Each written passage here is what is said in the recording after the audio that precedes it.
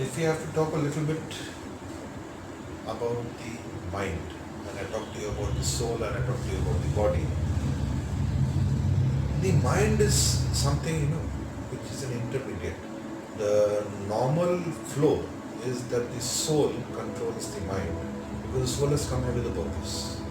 Through the mind, it makes the body do what it has to do.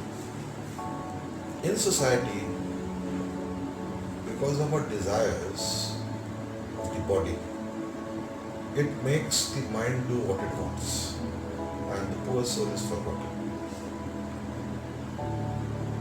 That is why all the problems are there. So, our basic aim is to keep the structure, get the structure back into its correct self. That is, the soul is the master of the mind, is the master of the body. Now, if we come back to the beginning where we say we consist of the soul, the mind, and the body, and when the person dies, the body disintegrates, buried, cremated, and the soul goes up. So what happens to the mind? So the mind has got two major parts, which we call the conscious and the subconscious. The conscious mind is that which helps us to survive in the world, like you remember what you do today, tomorrow, planning, everything. And the conscious mind is, you can say, very malleable. It is the voice of the ego. Whatever keeps the ego happy, the mind thinks and portrays it in that. And the mind has got the five senses as its friends or the servants. It keeps feeding it back like the senses of look, touch, sense. You have to look good, you have to hear good, and the ego feels happy. So even if you go and cheat somebody or you don't pay your taxes, inside you feel, no, I have not done right. But the mind says, the whole world is doing this. If you also go and pay, you are a fool. How will you survive? So, no, the whole world is doing, so I can also. So the mind justifies whatever you do. But the subconscious mind does not do anything like this. It just records. So all that you do, whether you remember or don't remember, is recorded in your subconscious, and the subconscious never dies. It is, we call, the hard disk of the soul.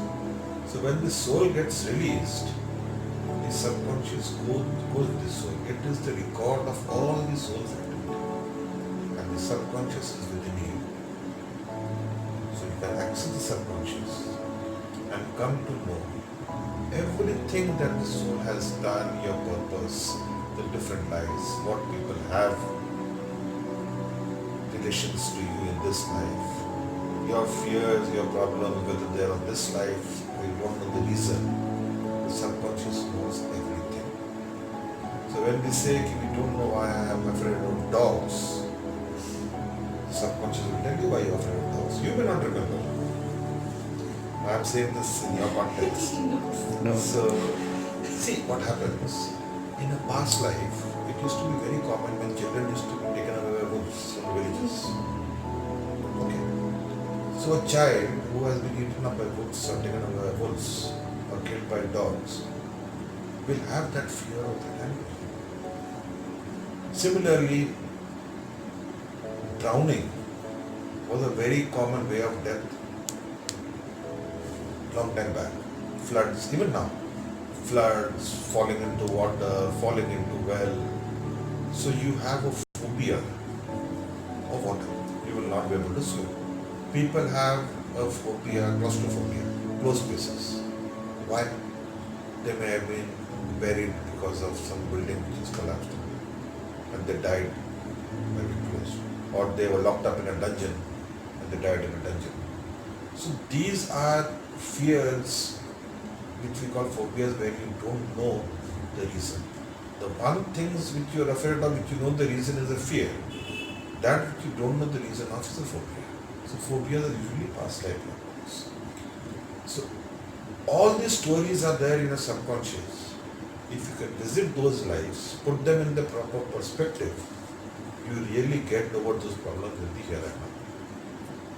And hypnosis is basically accessing the subconscious.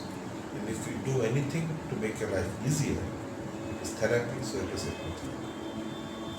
So this is another topic which I have just touched on the mind, which I will elaborate later on. It's very easy.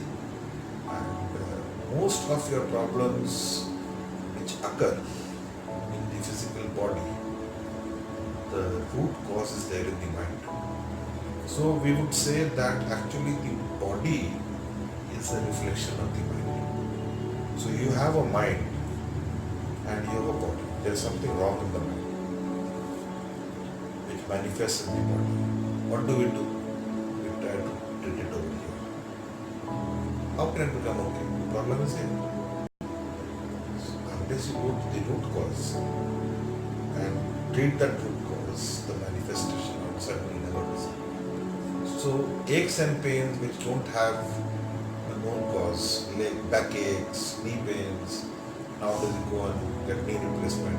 But any normal person may be also having physical manifestations of disease, but he is not having any problem. The moment you get an MRI or a CT scan done, you will get your knee replaced, and the person may not benefit out of it. So there are so many people who have avoided many of these problems, for which our modern systems of medicine, the allopathic medicines, don't have an explanation, and we call it miracles. There are no such thing as miracles. It's something which we don't know but which happens, we live in as miracles. We can continue with this